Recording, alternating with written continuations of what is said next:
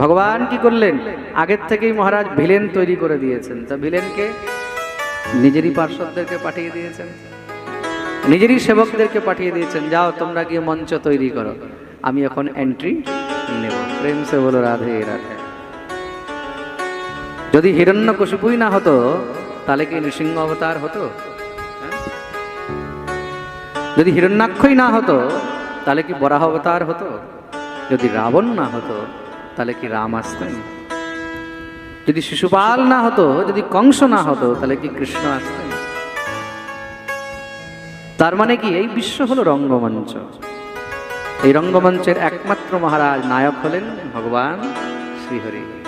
আমরা হলাম তার ছোট ছোট ছোট ছোট শুধু পার্ট।